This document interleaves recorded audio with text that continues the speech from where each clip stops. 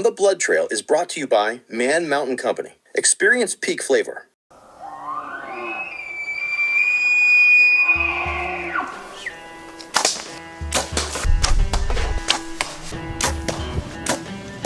Oh, freaking smoked them, man. Gorgeous 4x4, full velvet whitetail.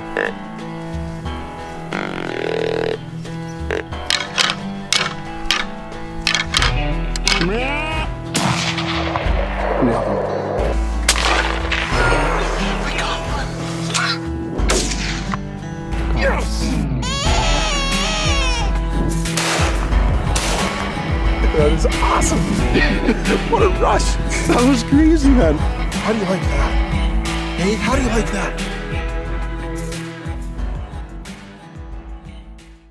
Well, today I'm joined by Mo from KLTCH Outdoors. If you guys follow along on my Facebook or my Instagram, you'll notice that KLTCH Outdoors is a brand that I have an ambassador role with this year. They have some incredible game bags that has protected a lot of the trophies and the meat. And I think the meat is sometimes the biggest trophy from some of the animals that I've been able to kill and some friends and family as well. Mo, how are you doing today? Doing good, man. How are you? I'm doing pretty good. I know we've talked about doing this probably since the start of season, and you guys like to hunt just as much as I like to hunt. Sure do. And so now the season's over, we finally have time to do it. Yeah, I'm looking forward to it, man. First of all, people need to go and follow you guys at KLTCH Outdoors, KLTCH Outdoors on Instagram.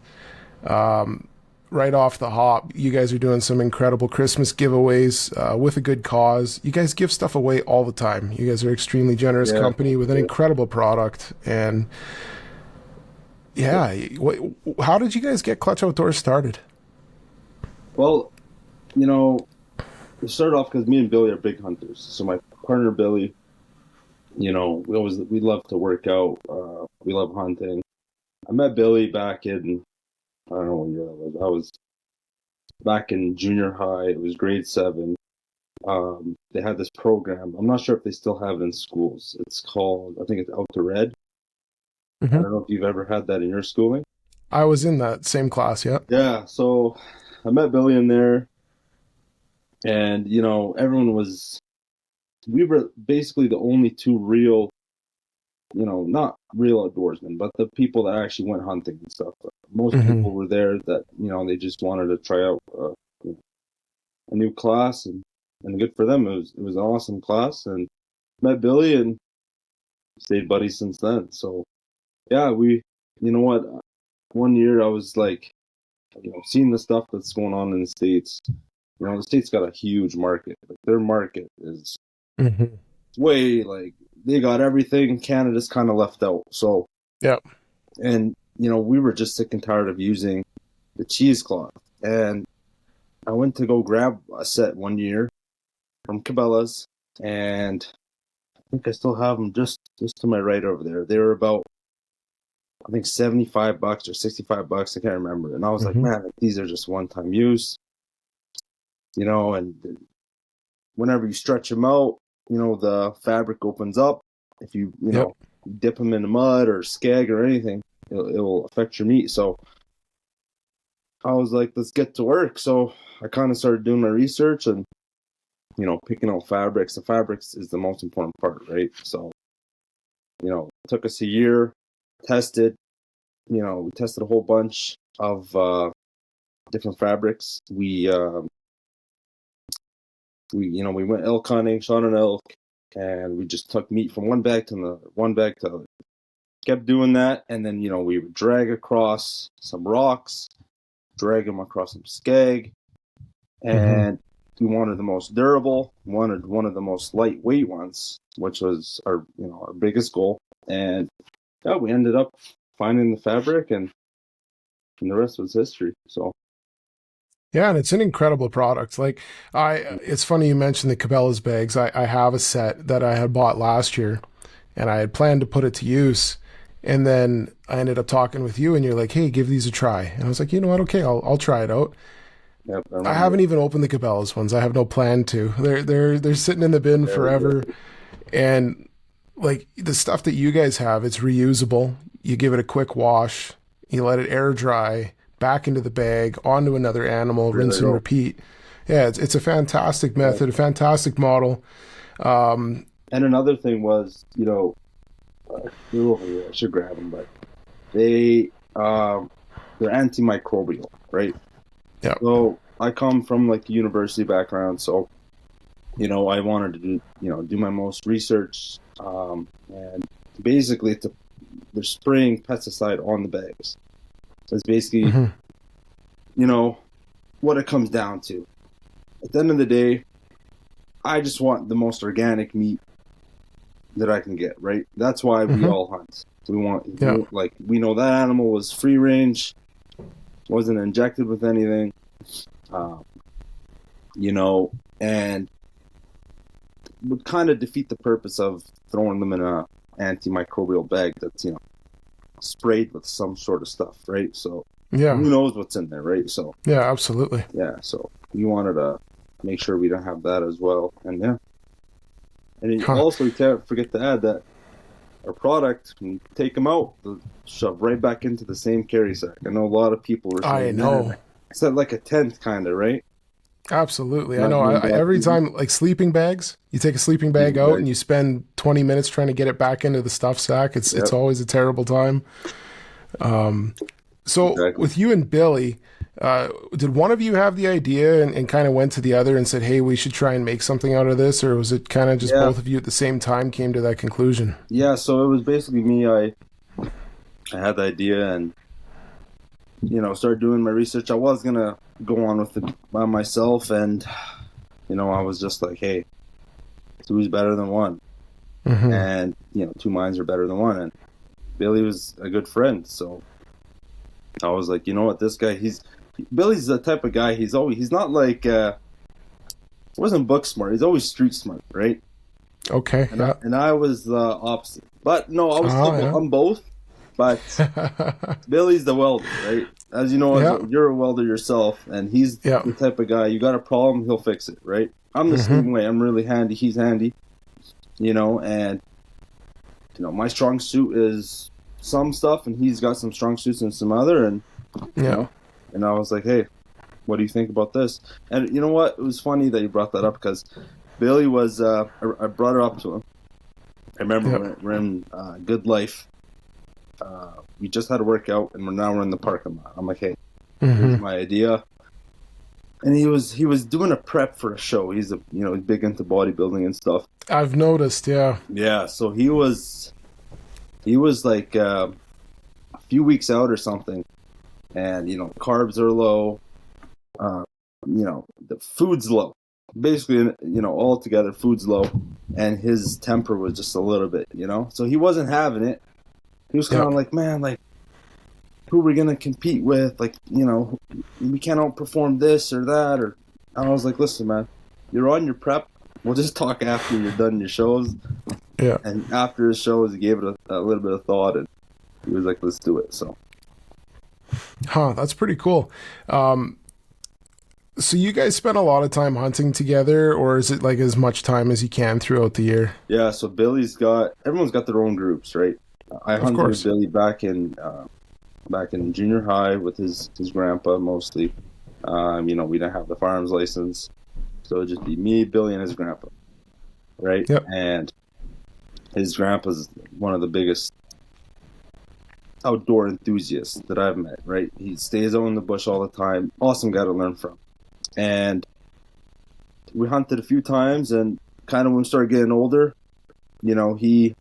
he wanted to go solo, and he had his goals, and I went solo, and you know what? I enjoy hunting by myself, right? Yeah. I find like it's a whole different ball game when, let's say you're bugling an elk and you're trying to solo hunt this elk with no color. You're miles away from the truck, by yourself, bow in hand, grizzly country, cougar country, right? And I don't know, I just wanted to experience it. So yeah, he went his way, I went my way. We hunted in the same area. Whitetail, he goes somewhere else. I don't know why. Worked out for him a couple times. His dad's deer that was in the giveaway for that we posted on Clutch. And I think that scored 190 and 1/8. I think your brother won that giveaway. Okay. Good guess. He's close on the other one too, the elk. But we can't be two winners. We'll see. Can't be a winner twice, but they're gonna say it's rigged. So, anyways, he hunts his own spot, and I kind of stayed in my spot. And you know how it is. Everyone's got their own little spots, and some people go there, they like it. Some people don't. I just enjoy my spots, and you know what? I also like to try out new spots. Right? Mm-hmm. 3 years in a row, I was like, I'm gonna go try elk in one zone, try a 6-point zone, try a 3-point zone, whatever. Just try mountain ranges, foothills, and just test it out everything. And he was stuck to his own, so we tried getting out this year. It just didn't work well. So, but you know what? Everyone got what they wanted. Hell yeah, absolutely. I went to his moose camp for a couple days. Okay. Too bad, he sucks. He missed. I didn't tell him. I said, "Oh, it's going to be posted," but he missed. He missed the giant. Yeah. But he redeemed himself with a good one. So absolutely, he did. Yeah. So that's funny. We talked about trying to do this podcast with both of you guys at the same time, and I kind of sprung it on you a little bit last minute. So we'll do it again sometime with all three of us. Oh yeah. I guess for now we can kind of team up on him and make fun of him a little bit. For sure. But yeah, so like you guys had a pretty good year. It seems like since we've been interacting with each other, you guys do pretty good in the woods every time you go out. Elk season rolled around this year, and you guys wasted no time, and you both killed some pretty nice bulls. And from what I can understand, that you guys just like get in there deep and just start calling. That's what we do, yeah. So I learned a lot from elk hunting from Billy. More of just stories. I've never really been out with him, but you know what? He starts in one spot, and pitch black. He knows where they're going, if they're in the fields or whatever, and they're just moving down to the banks or whatever. And he would just be like, "Hey," he knows what to do. He would just goes in the dark and starts calling, and once he gets a bull pinpointed, he'll just wait until daylight, and then he'll move in, and he seals the deal right away. And you know what? He has a 2-person setup. He hunts with Jeff, his buddy Jeff. He's my friend as well. Awesome guy, great hunter. This guy shoots 300 plus inch elk every season for the last over a decade. Wow. I think his biggest is almost 350. And these are all like crown bushland, bush elk. So yeah, he does good. So for me, it was more of I'm a solo. I'm solo. No one wants to go. I got a couple of brothers, took them out, got them on their first elk, but they knew it was hard work, right? Once you shoot one, then the work begins. It's fun when you get one on the first day, a kilometer in, whatever. But, it's not always the case, as we all know. So, yeah, being solo is tough, but. Well, man, even like it's not just the work begins after you shoot one. Like your style of hunting, the work begins when you get out of the truck. Yeah. Like you guys are going in there deep, and I know we tried to be able to connect on hunting a little bit together this year, and it was a couple days off either way. Exactly. Yeah. And I forgot we'll go back before the elk. You were able to go down southern Alberta and get yourself your first mule deer with a bow. Yeah. Is that right? Yeah, I wanted to. It was a goal of mine to get my first muley with my bow. And you know what? I got there in the morning. Glassed up a giant, like a 200 plus, and he was in a little group with I don't know, maybe 4 bucks.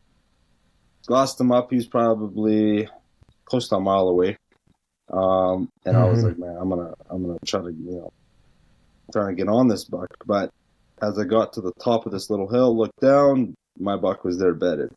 And I looked at him, and I was like, he's good enough for me, Ray. I'm not going to be too picky. So slid in and, got within 27 yards. I shot him with Sever 175. Okay, yeah. Good broadhead. Did the damage, did the job, and yeah, it was fun. That hunt didn't even last 45 minutes. Yeah, that's cool. Yeah. You said to me before that you were actually going to stock in on one specific buck, and you ran into this one along the way, right? Exactly, yeah. So Yeah, that's where a I was looking, nice surprise. yeah, it was a good surprise. Like where I was looking, I was like, you know what, I want to check this other side, and I Yeah. really just took maybe 5 steps. Right before I was packing up, I was gonna just beeline to that, that group of bucks with that giant, and I don't know. I just took a couple steps, looked down right before I went on the other side to go cooling up, and buck was bedded there. So I took pictures of him when he was still alive, Yeah, which is nice. You know what? This is how I found you guys. Just a little backstory. I always loved just recording the hunts, right? Just to go back, just to watch them. It's such a great memory. And I remember, going on YouTube and searching up Alberta hunting. We're all from Alberta. We want to see what Albertans shoot, right? And you guys were the first guys that popped up. And I remember watching your dad's videos, of him hunting in, I think it was Utah. Was it Utah? The one elk video? Idaho, yeah. Yeah. Idaho, you had your dad caught some poachers. That was a funny video. You guys always have problems with poachers. Seems like that's a big issue. This year too, yeah. yeah. I just saw that video you guys posted. Yeah. Yeah, those interactions are the worst, but that's for another time. But so yeah, I remember watching you guys, and I was like, man, it would just be so cool to shoot something, because we all got the memory for life. Why not have it on video to share it with our friends and family? So I always wanted to do that. I always called myself a sucker slager outdoors. Like, I try to carry my camera and take a video. Oh, but man. I could never get it done. And plus, I hunt solo most of the time. So it's very, very hard to get your animals on camera when you're solo. Exactly. Yeah, I've done it a few times, but more often than not, you're either wanting to forget the camera, forgetting to turn on the camera, not getting it into position at the right time, or, I mean, how it is. When you get an animal coming in and you know that you only have a certain window to get a shot opportunity, and only so much time to do that, and then you also have to get your camera into that same lane, it's very, very difficult to do it all at once. Especially for elk. I say elk, that is the toughest animal. At least, depends where you hunt them, but let's say thick bush, big, thick undergrowth. Yeah. Excuse me. Like that. Yeah. I learned a lot from elk hunting, and number one thing is make sure you know where your arrow is gonna fly. So, and you don't want no branches, no. The only elk that I've ever killed that are on camera, I solo hunted those, but I was in a tree both times, so it made it much more simple. It's not like I had to had all the challenges of the brush and stuff on the ground. You know what? I've never hunted out of a tree with a bow or a rifle. Ever? No. Really? Rifle. I'm like the run and gun type of style of hunter. That's what absolutely. Right? Okay, yeah. That's what, you brought up the elk. That's what I like to do. I just average 30 clicks a day. And, some people stop during, mid-morning, whatever. I don't stop, right? Some guys like to go all day long until it just happens. Yeah, exactly. Especially for whitetail. Whitetail, for sure. Especially during the rut. I found that between that 9 to... not even 9. I'd say 10. I think it was 10 to 2. That was the time frame, at least in where I am. Yeah, that's a lot of people. That's when I saw the biggest bucks, or that's when I saw the most movement. Right. Obviously, you get the early mornings, late evenings, whatever. But I just found that through that 10 to late morning to early afternoon, that was the time. Yeah. No, that makes sense. I know sometimes Sometimes I think it depends on what they're doing in the middle of the night. Like my buck this year, I shot him just after 9, Okay. and we didn't have a whole lot of good movement for the rest of that day. Yeah. And so to me, that means that when they started moving in the middle of the night might have been off an hour, and it's very possible. During the rut, anything can happen. Anything can happen. That's true. But yeah, as a general rule, that 10 to 2, 10 to 3, that's the money time for whitetails. Absolutely. Yeah, it's money time for me. So you wanted to videotape your own hunts. Have you ever convinced a friend or a family member to get behind a camera, or you just don't have the patience for it? You know what? It's not even the patience. It's tough to get someone that wants to put in 30 kilometers, through, that nasty deadfall, Mm-hmm. through the rain, the snow, to come out and do it with you, right? Yeah. I hunt with one of my best friends now. His name is Boreal Bushman Mike. Yeah. Yeah, from Boreal Timber. That, him and my other buddy Jay, those are my two real hunting buddies that I hunt with. And you know what? Yep. I just want to get them on animals. So we've had some bad luck, but if it's me hunting, I don't even want them to record. I want them to enjoy the hunt. I'm not going to ask them, hey, can you record? Like, they try, but you know how it goes. As soon as you shut off the camera, the bull steps in, right? Yeah. Or the moment you don't bring a camera, then the bull comes in, right? So that's usually how it goes. I know I killed a deer a couple of years ago with my bow, and I wasn't really videotaping at the time. I had just bought a GoPro because I wanted something that I could put on my bow for while I was hunting. Yeah. And so I had gone out a few nights and I had the GoPro charged up and on the bow, and I didn't even see any deer. And then this one night I get out there and I get into the stand and I go to turn the GoPro on and realize I forgot to take it with me because it was charging at home. And so I'm sitting in the stand and I send my wife a text. I was like, I'm going to kill a deer tonight. And she's like, oh, are you? And I said, yeah, I left the camera at home. And sure enough, 2 bucks walked in and I killed a buck, and that was that. So yeah, like you said, when you don't have it and you're not ready, that's when it happens. That's when it happens, yeah. Like I got videos of my brother shooting, elk and whatnot, but just nothing for myself. But I'd love to. Maybe this coming season, I'll tag along with you and I'll, record you, and you'll hopefully record me killing something. Hey man, yeah, that would be a lot of fun to even just to share hunting camp together. I think would be a blast. That's my favorite part of it. The bringing the camera along. It's funny, hey, because and you and I have talked about some of the different videos that we've released over the years, and there's some embarrassing moments that are caught on camera as well as some incredible moments. And sometimes you just kind of swallow your pride a little bit and just post some of the embarrassing moments because it's, at the end of the day, it's relatable. Yeah. Yep, that is true. You know what? I relate to you guys because you guys post, when bad stuff happens and when the good happens. And I remember watching a video of your dad, I think it was last year, who missed that giant whitetail with his bow, I believe. Oh, yeah. Yeah, that video. And I watched that video and I remember texting you. I was like, why did you guys post that? And then you're like, that's just my dad. And, you know what? I respect him posting that. I respect you guys posting that because, you know what?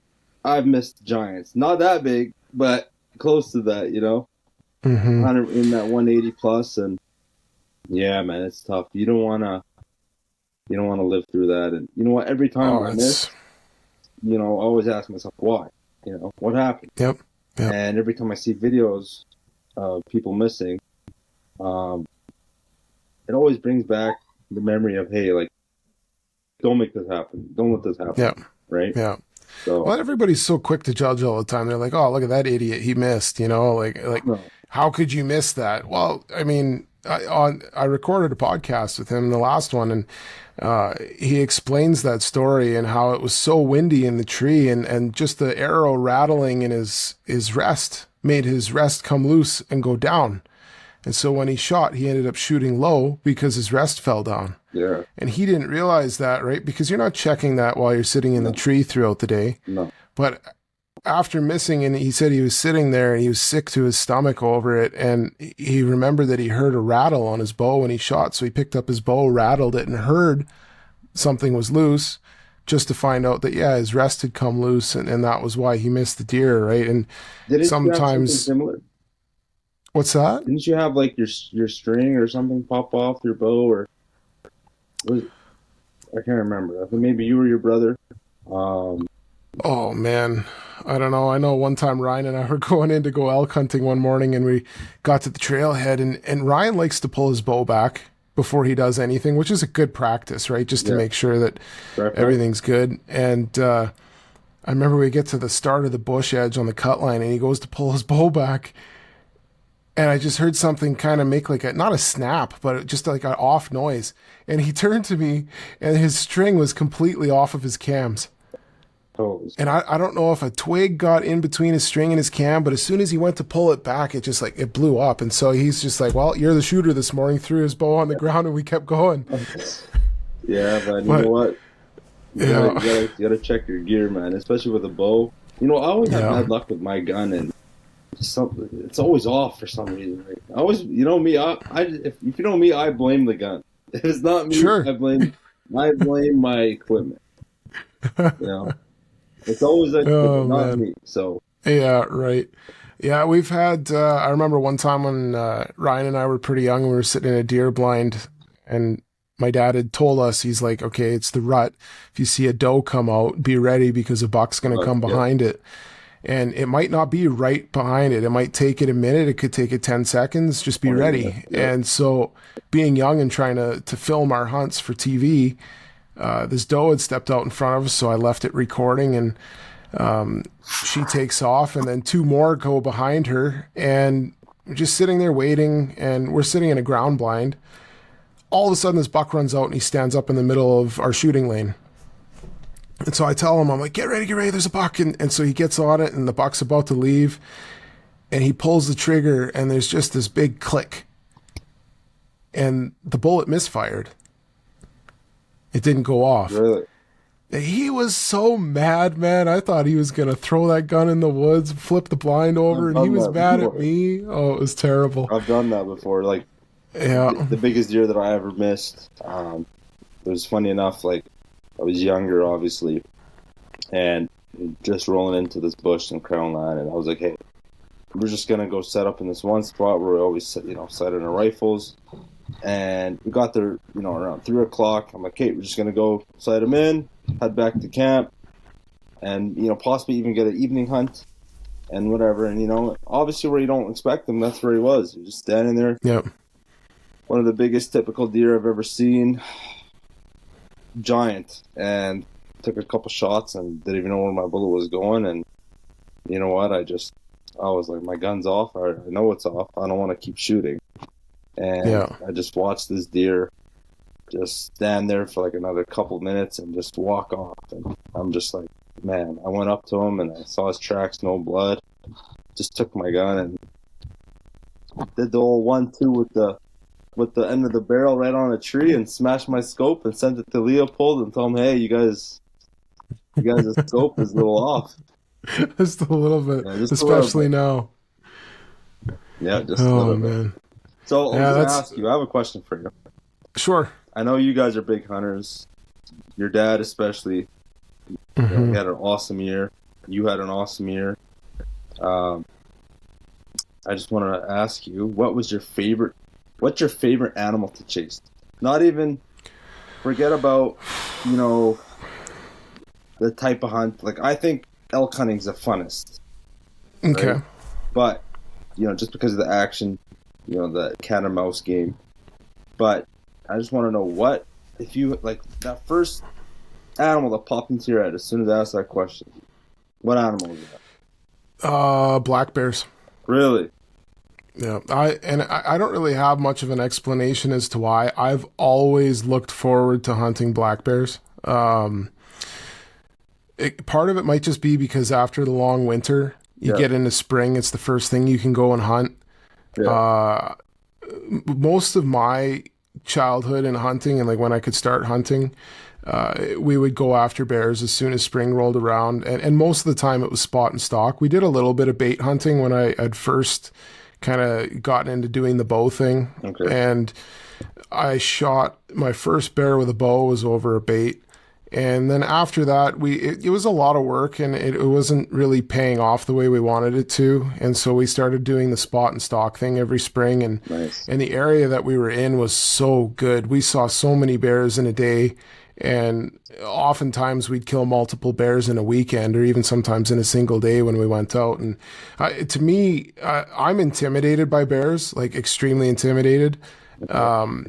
There's something about taking down an animal that could take you down 100%. that it's not that it gives me that rush. It's just like that's a mutual, maybe not mutual respect, but it's respect I have for the bear. Exactly. And to outsmart a big bear because they get old and it takes an old bear to be a big bear and they're a lot of fun.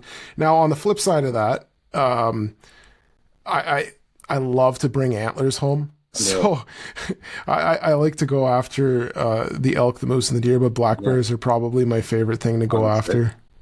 Yeah. No, you got some good reasons in there. I've never hunted black bears. The only reason, maybe because I don't know. It's just I don't eat them. Some people do, some don't. Yeah. I just don't. I don't know. And for another reason too is I know people bait, like you said, you guys bait and whatever. I just don't find that doesn't fulfill, the hunt for me, right? Sure. Yeah. No, that's it. Everyone's and got their own thing. Yeah. For conservation, for sure, I totally agree with it, right? And it's really hard, especially in that thick bush, to hunt blackbirds. You can't really call them. You just gotta basically see them, right? So. Yep. No, that's very baits true. are for sure good for conservation. It just, for me, I just never had that itch. But I have a lot of big black bears on camera. So, like, some jumbos. So I was debating on moving, not where I have the cameras because I got some big deer over there, but, move those, put some baits maybe half a kilometer away on the other side of a cut line or something and try that. But I might have to come back to you and ask you, how do I do that? Oh man, it's super easy. Everybody acts like it's a big secret about what kind of bait and how much bait and whatever else, and it's really nothing. Bears like to eat sweets, so you find stuff that's.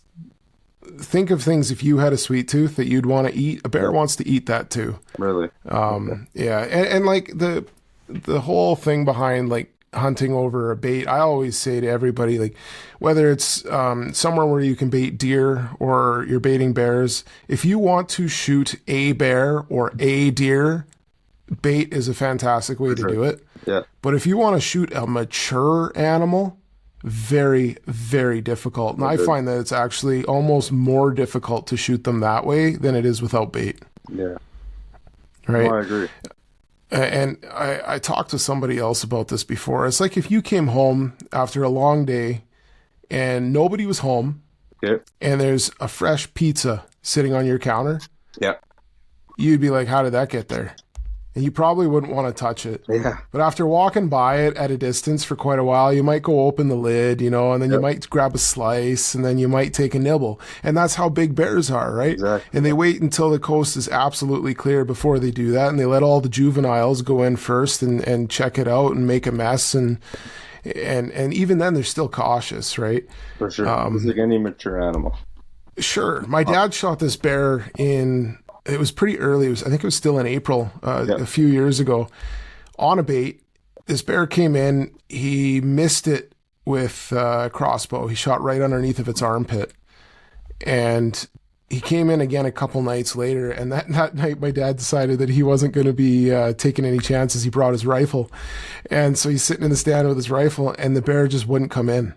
He would stand quite a ways away, and he just didn't want to come in. And then as soon as he got a little bit of a window to shoot him, he took the shot, and it was just a giant. I can't remember what he scaled at, 435 pounds or something on the scale. That's a giant, man. Oh yeah, he was so big. It's ridiculous. Your dad's got a horseshoe stuck somewhere.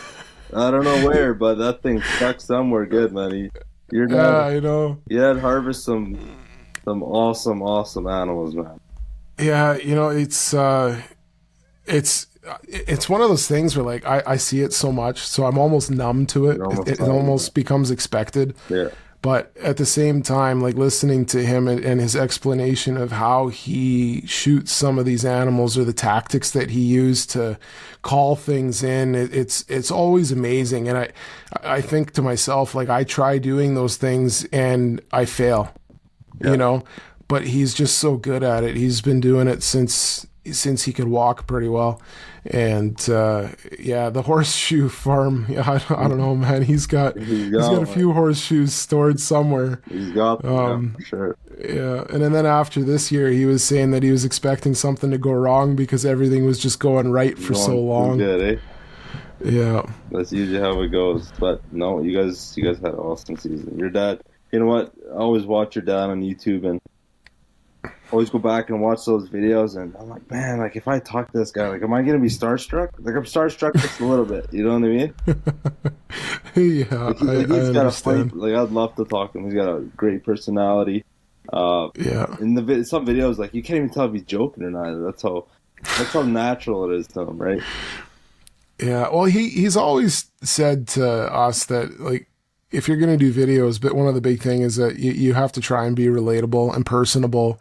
And if people don't like your personality, then they're not going to like the stuff that you're creating. You know what? I wanted to really get a muley with my bow ever since I watched the video of you guys doing some muleys in velvet. I think it was southern Alberta. I'm not sure. But probably northern. Yeah. Actually, back when you could hunt them up there in bow season. Yeah, and I remember watching that video, and I was like, man. And that was the sole reason I really wanted to do it. Oh, that's pretty cool. Yeah. So I got my, you know what? You got to tell him I got her done. Yeah, oh, absolutely. I'll mention that to him. Nothing like his, but, Oh, man. Well, you know what? Every animal is a trophy, especially if you can get it with your bow. It's bow hunting is hard. And it always amazes me. You get those guys, and I'm sure you see it on like Facebook pages where it's their first time out, first time hunting with a bow, and they shot a big old bull elk. And I'm like, man, it took me 14 years to get an elk with my bow. Yeah. And I feel like I hunt in a good spot for elk, and it took me that long to do it. And some of these guys, they go out and they just, maybe it's the horseshoe, maybe they're just better hunters, but bow hunting is hard. It is. You know what? Just getting close, especially like because I started bow hunting and I was learning on elk. And mind you, like I said, I was hunting solo. So hunting solo, elk is a task on its own, right? Like you got to be the caller, you got to trick the elk, you gotta find the elk first of all. Yeah. You got to be in a zone that holds elk. You've got to get close enough for them to hear you. You can't have too much wind, otherwise you're not going to hear them. You got to cut the distance, play the cow and mouse game, and usually on like big herd bulls, it's pretty tough to get them in bow range. Like they don't want to come off their cows. They don't want to, they just don't want to get bothered by you. And most of the time, a lot of the time, I've just had them scream, take off, scream, take off, right? And I'd, head over to where I heard the calls, and you just see tracks everywhere, cow tracks, satellites, whatever. And we had that problem with my dad's elk this year. Every time we got in close, he'd scream at his cows and go the other way. Yeah. That's usually what happens with, giant herd bulls. Because, they're old for a reason, right?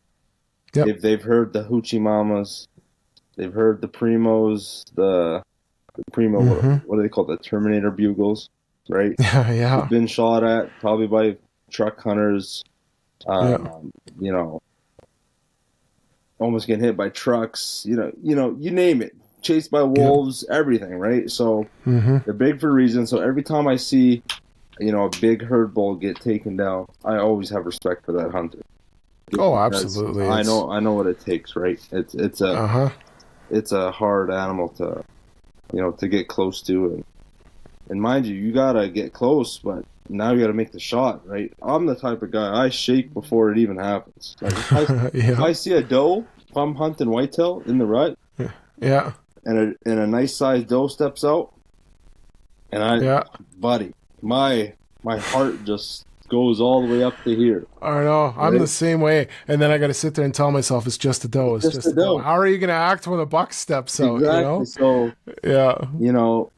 in a couple seasons, or last season, sorry, not, the one that just finished, 2023, I shot my buck just like that. I mean, I don't know how I got steady, but the doe stepped out. So I saw him cut across the cut line, and I was like, okay, I just saw a buck and a doe. I was okay. I couldn't really tell what the first deer was, but they cut across the cut line, and then about a couple minutes later, they cut back from right to left. They went left to right on the first, and then they cut right to left, but it was the doe that stepped out first.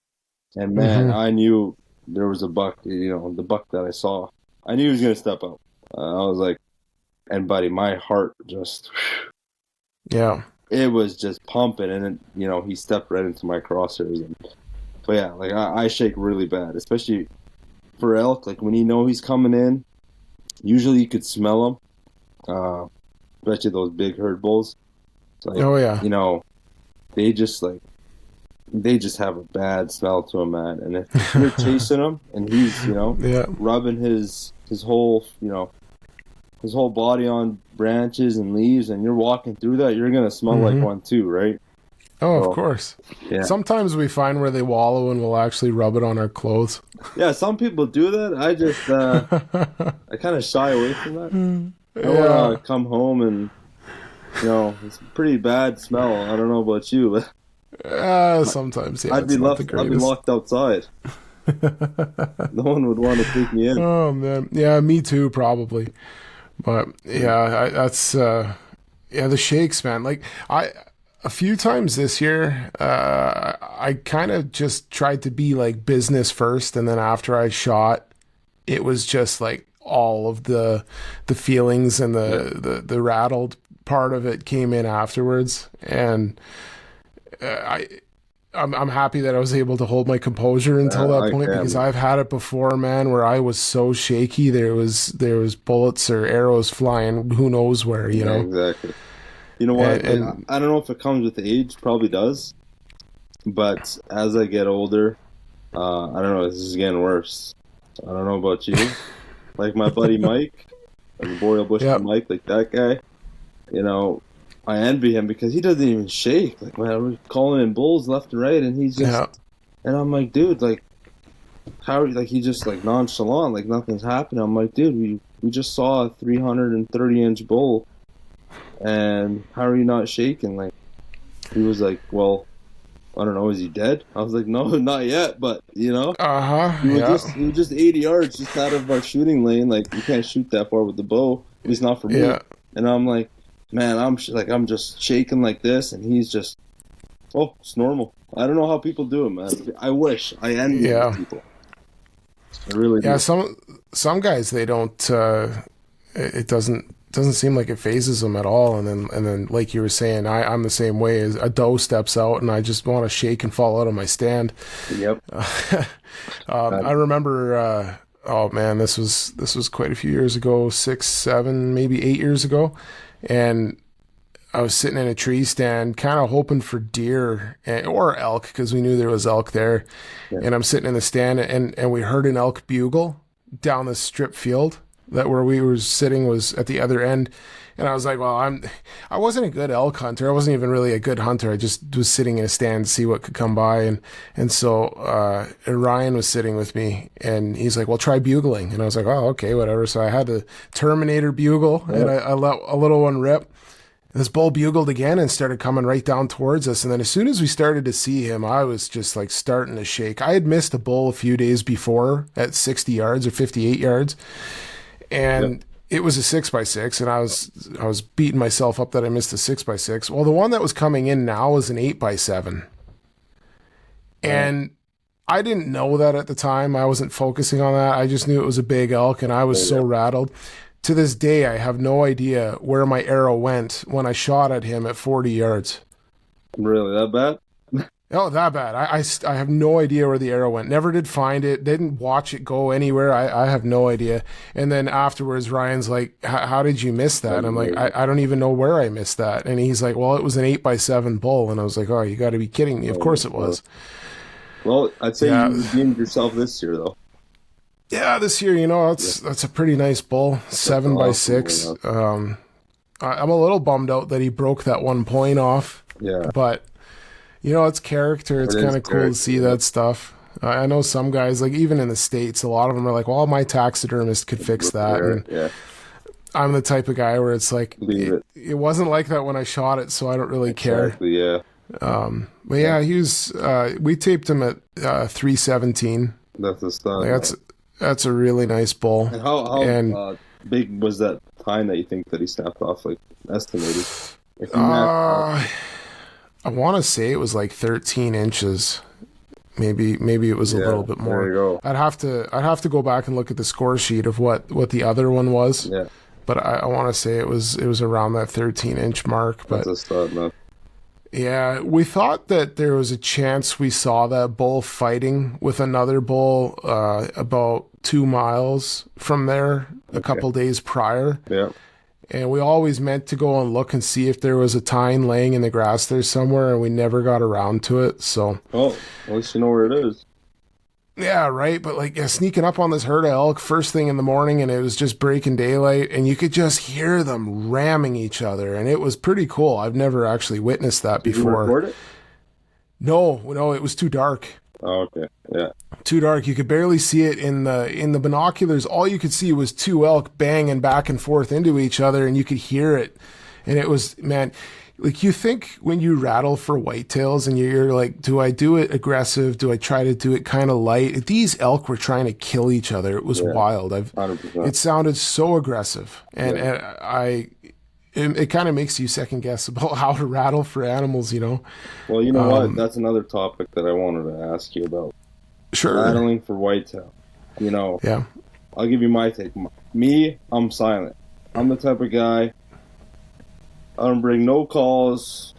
I don't bring no antlers. I just pick a spot where I know that they could possibly come out, and usually like on, what do you call that? A rub line, near a licking branch that they visited in prior. Cut line, grown in, whatever. That's how I hunt, and it's not even because like I don't believe that it works. Like you hear all these stories online of I rattled on this deer and this, and you know what? For me, I just as soon as I stopped rattling, I started killing big deer. So really, yeah. So that's everyone's got their own thing. I'm the type of guy. I'd love to be silent. I spoke with DJB Outdoors, Dimitro. Awesome guy. Same thing. I was watching his videos for, I don't know, almost a decade ago when he started uploading, like 7 years ago or so. And I always watch his videos. He's rattling, maybe it's his spot. I don't know.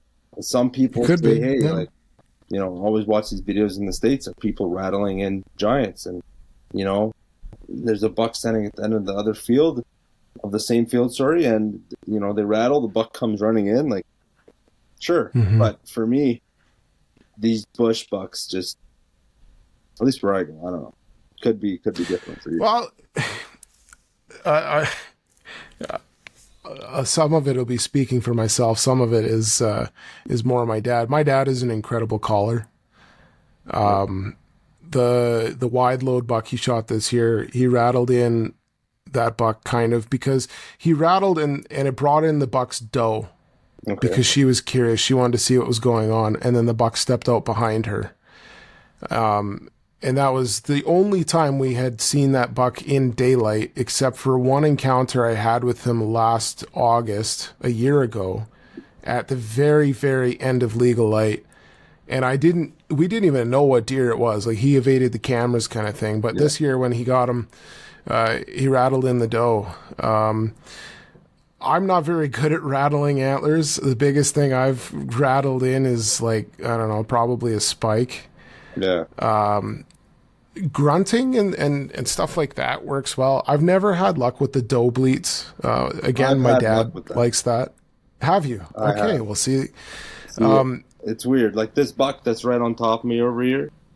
Yes. Like this guy was from a doe bleat. At least No. I'm the type of guy, I don't know if I'd say like, hey, like, I rattled on this or whatever, just because you never really know unless you could see him and he just rattled and he comes running in. But for me, thick bush and some doe bleats, a little buck came out and he stepped out like 5 minutes after. Yeah. But well, like, think about elk, like you call it elk, and a lot of the times they'll come in quiet for the last little bit until they can see what you are. And if they can't confirm that you're something they want to come into, they either leave quietly or they leave making a whole bunch of noise. Exactly. With whitetails, the big disadvantage as the hunter is that they don't scream and bugle at you. No. Right? So, that's a huge disadvantage. Yeah. And I mean, I've had it before where bucks come in grunting, and like, I've grunted bucks in before and killed them in October, but never done it in November. Yeah, see, like, I'd love to just build our platform. Yours is pretty big, but take both of our platforms and be like, hey, have you, like, I posted on Facebook, I believe. I think my buddy posted on Facebook, and he was like, about the time of day, like what I found, it's around that 10 to 2 type of, time zone where the, mature bucks have been killed, most of them. And I don't know, we should do something like that. Maybe. Oh, absolutely. Well, it's funny too, because this fall, I did some deer hunting with my dad in the bush country, kind of like we used to. And I just was thinking about it. I was like, you know what? Like, we talk about this 10 to 2 and how that's always been our best time to kill animals, and sometimes first thing in the morning. Yeah. And that's why we try to do the all day sits. But I don't ever recall having an opportunity right before last light in the middle of bush country. This buck right here was last light. Well, there you go. But for myself, I don't remember, like, because you're always sitting there and you're always like, it's almost dark. It's almost dark. He's going to step out. Something's going to step out. And then for me, it never happens that way. Yeah. Right. And I mean, you have an instance where it did happen. And I mean, during the rut, you never know. Yeah. That's just one time. Yeah, you never know. And so like, the 10 to 2 thing has usually rung true. I think when it comes to calling, though, majority of what you need is just to have a buck that's in the area that wants to hear it. Yeah, that is true. Because you know what? They're moving a lot, man. Like, if I've had a deer on one camera, it hits my one camera at 9 a.m., let's say. 40 minutes later, he's 2 miles in a whole different spot. Like, sure, yeah. Like, how'd you get there? You know what I mean? I know. And I've never seen him there. Like, I've had, I run a lot of cameras. I run cameras just for pleasure, really. I just love seeing what's in there. You never, like, I always get now I get squirrels, man. Like those guys can buzz off. But I just love seeing what's out there. And, that's another topic, too, where some people like cameras and some people don't. I've had them stolen. You've had them stolen. Oh, I know. That's something I wanted to talk to you about even tonight was the camera theft and the issue with people finding your cameras, taking things. And I know we've had it now back-to-back years where we've had tree stands stolen, cameras stolen. This year, even we had a cellular camera stolen. And to me, if a cellular camera gets stolen and you don't find it because they didn't turn it on, tells me that they stole it because they just don't want you to be there. Exactly. There's no other reason, honestly. Like, no, because otherwise the guy that thinks he's going to use it again is going to turn it on, and then he's busted himself, right? Yep. Because you can reverse track those. Exactly. And they know that too. You know what? Yeah. They all know that. And you know what? Yeah. We made that post of my camera that got stolen, and you know what? The guy goes up to it, and I guess he didn't know how to turn it off, because 5 points usually take I'd say like 3 to 4 minutes after they've detected something for you to get the notification.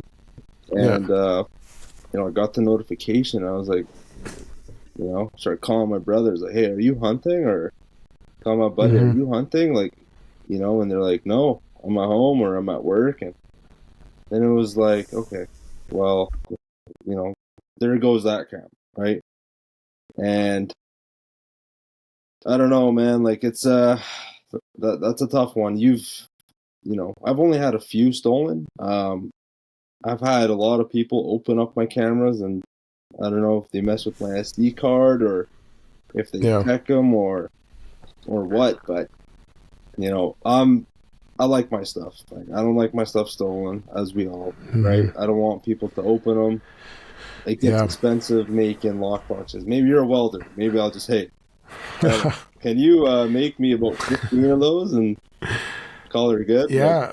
Well, and that's hard too, because it's a lot of extra weight to bring out there, and then it's extra tools to put it up. And it's funny how you said, like, it takes a few minutes to send stuff. The camera that we had stolen this year, we had no idea anybody was there. It was that far in? Well, it wasn't that it was that far in. It was just that the way that the person stole the camera, they completely avoided getting a picture taken.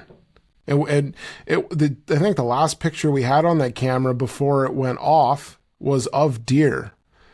So the people would have come in, they would have known where it was, and then came in behind the camera in the dark, and then turned it off, taken the camera, went up to the tree stand. They stole all of the steps, the stand. I had a base in the tree for my video camera arm. Yeah.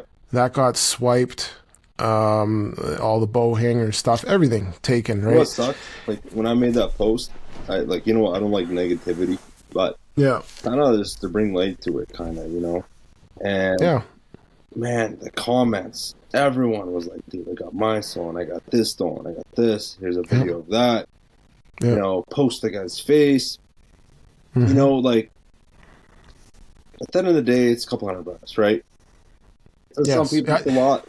To some people, it's it's nothing. But for me, I don't want to put the guy on blast. Like, hey, buddy, you got my camera. If you can bring it back, I'd appreciate it. Like, like, I don't know why you would take it unless you just don't want me to be there. Right. See, that's the part of it that bugs us, is that it's just the principle of it. It's like, oh, well, I gotta go buy a new stand and I gotta go buy another camera, and that sucks because that's a few $100, maybe $500. Yeah. But then if you go back out to the same spot, you gotta worry about it again, and then happen right? again, yeah. And it just makes you mad that people take it. It's like, just leave it alone. And you and I were talking about this earlier in the season. Like, how many times do you find somebody else's stuff and you just leave it and keep going? Just give it a peek. Or you wave at it if it catches a picture of you. But so many times we found other people's cameras or other people's stands and just keep walking. They're just hunting just like you. Yeah, I don't know. It's honestly... You know what? Like, another thing I wanted to bring up. Like, it makes people... Like, deer make people just do the dumbest stuff. If you're a flavor fanatic, you need this seasoning in your life. Get ready for a taste explosion. Meet the Peak Blend from Man Mountain Company. This isn't just any seasoning. It's the ultimate flavor booster for every dish. Imagine your beef, pork, chicken, or fish bursting with incredible taste. But wait, there's more. Peak Blend is perfect for veggies, eggs, popcorn, fries, and even wild game. It's like having a magic wand in your kitchen. Whether you're grilling, smoking, or just whipping up a quick meal, Peak Blend turns ordinary into extraordinary. Think about it. Every bite, an adventure in flavor. So why settle for bland when you can have the best? Head over to manmountainco.com and order your Peak Blend today. Your taste buds will thank you. Remember, with Peak Blend, every meal is a masterpiece. Don't miss out. Get yours now. Absolutely, it does. Like I don't know what's in there. Like, I'm trying to find out just as much as he is. Does he know something that I don't know? Does he just hate me? Like, does he know me? Like, all these questions, man. But, you know, at the end of the day, it's never going to stop. No, it really isn't. But the other part of it too is, like, if you're in a spot where you're constantly running into that problem, there's a good chance that there's something that's worth being there for. 100%. So, hey, buddy, thanks for doing it. Now I know there's a guy here. Yeah, Right? exactly. Because if they're willing to go to lengths to do stuff like that, then chances are they're trying to protect something. And Right. we've dealt with that now multiple times in the same area, and it sucks. But you know what? It's not going to keep me from going back and trying to shoot more deer, you know? Yeah. So, See, it's I really left discouraging. one of my stands out there, maybe 100 or so yards from that camera that got stolen. Yeah. We'll see if it's still there. But, you know, I want to go check. But I don't at the same time. It's, a few hours away, and I don't know. We'll see. It's a long drive to show up and find out that it's not there. Yeah, and even longer drive back. Exactly, because so you're mad and you want to. And there's another topic I wanted to bring up, and theft is theft. Yeah. But I don't know if it all falls under the Wildlife Act. I'm not sure if you stole. I'm not sure. Hunting related. That's a good question. Yeah. But theft is theft. But I don't know if you heard about the Ohio buck. Yeah. I was reading something about this the other day and all of the different penalties that this guy was facing and his friends that helped him with it. Yep. And just talking to some people about it. And in Alberta, if he would have did that here, he would have pretty much gotten a slap on the wrist, maybe a couple $1,000 fine, lost his license for a year, and then he'd be right back at it. Yeah. Well, you know what? Like, I've chatted with my buddies about the same thing. And, I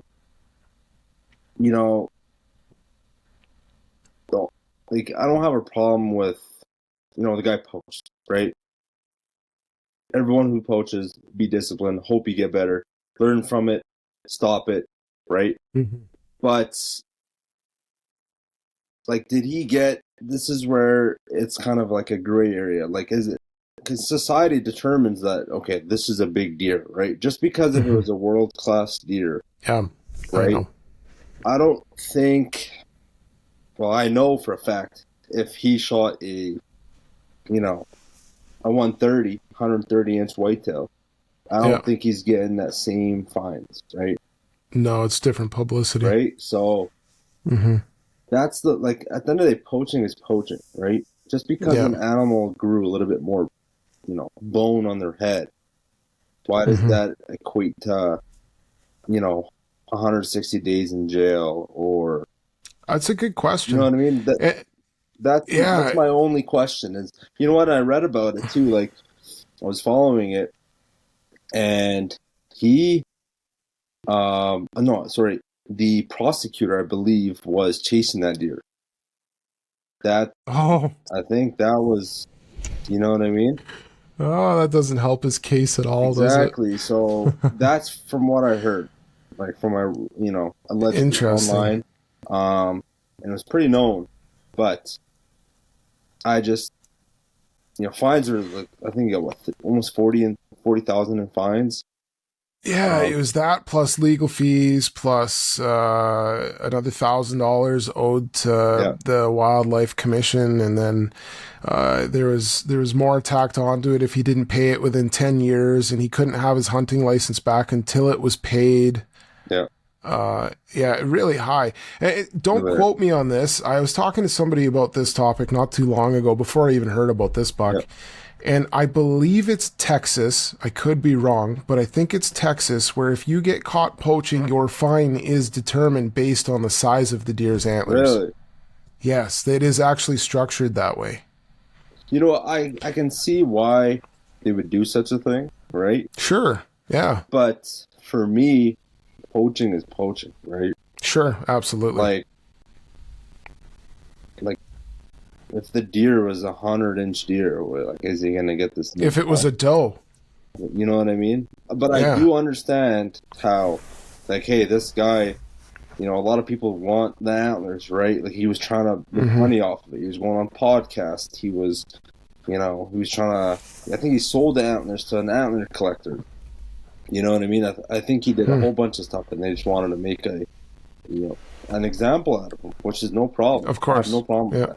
It's just, like, I don't know, that's a touchy one, right? Like, if it was a smaller deer, you know what I mean? Think about the area that you hunt. If somebody rolled up and shot your target deer, and say your target deer is 190 inches, which I don't know, so I don't want everybody rushing out to Mo's spot.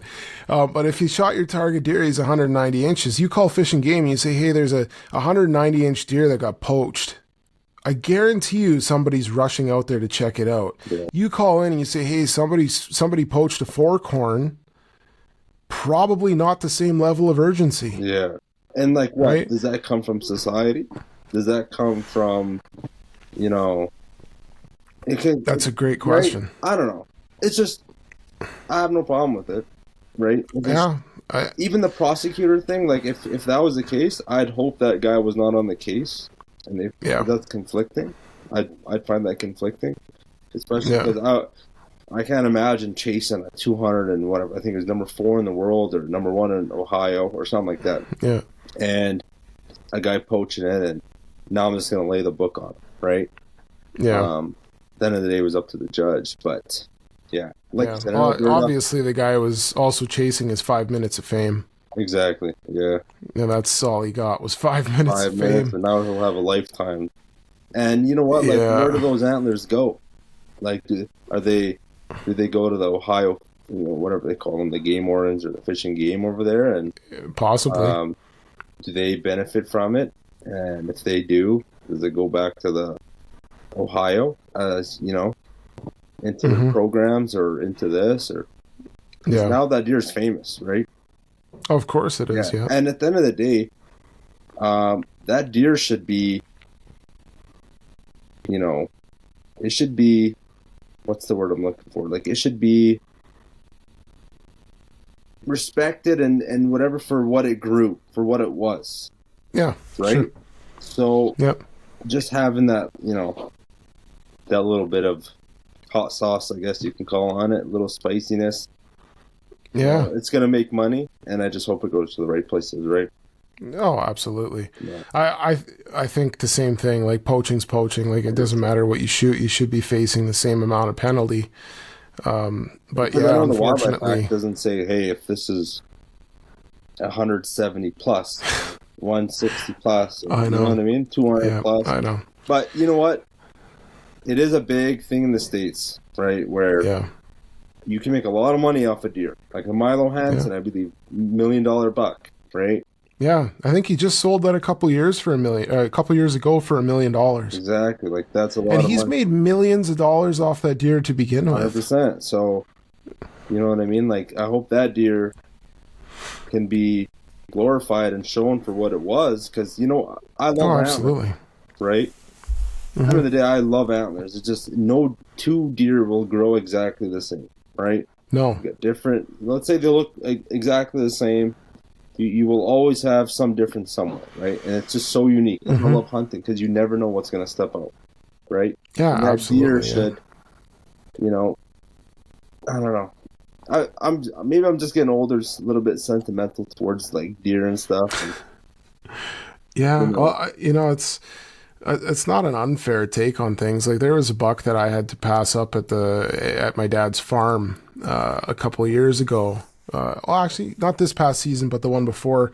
The buck that's over my shoulder here, I ended up shooting later on in the season. And the one that I passed up was easily a 200-inch deer. And I passed him up 3 times. The closest he was like 12, 13 yards with my bow. And out of all the deer that we had on camera, he was the one buck we had all agreed we wanted to give one more year. Because Remember he you went telling me from about this, being yeah. he went from being about 140-inch deer to a easily 200-inch deer, and we had one deer poached on the farm last year, and he's the only one that hasn't showed up again.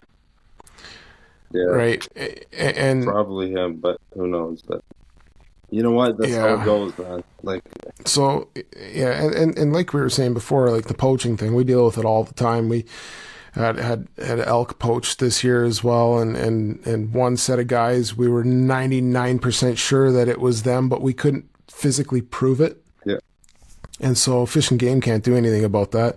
The other set of guys, we caught them red-handed, and so they get to face whatever the penalties that come of that are, you know.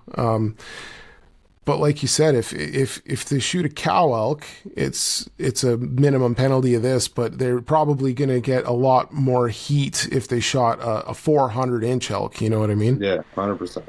You know, and my take on that is just not even fair, because fair is not the right word. Like, there just has to be structure in the law that just doesn't, you know, give judges, you know, the option to, hey, okay, because it's smaller deer, you get this, or because it's bigger, you get that. Maybe, you know what? I do see the other side of it, because I did take some you know, some law stuff in university, and you know what? It is to all benefit society and to push people away from doing such things. And you know what? I could agree with that. It's just, you know, it's just so. Our system needs fixing. Like, our system needs fixing. I'll tell you what. And one thing is the tag system. I think the tags need to be fixed. Yep. The little sticker thing, it's so problematic. Like, you just hear so much stories about people having them fall off, ripped off. Like, because you got to fix it as soon as you get to the animal, right? Mm-hmm. You know what I mean? You got to fix it. Otherwise, if the Fish and Wildlife pull up, then you're in trouble, right? Yeah. And let's say you shoot them miles back, right? Like, where I hunt elk, I gotta, like, I come home with scratches all over, right? Because I'm going through brush, right? I'm going through the deadfall.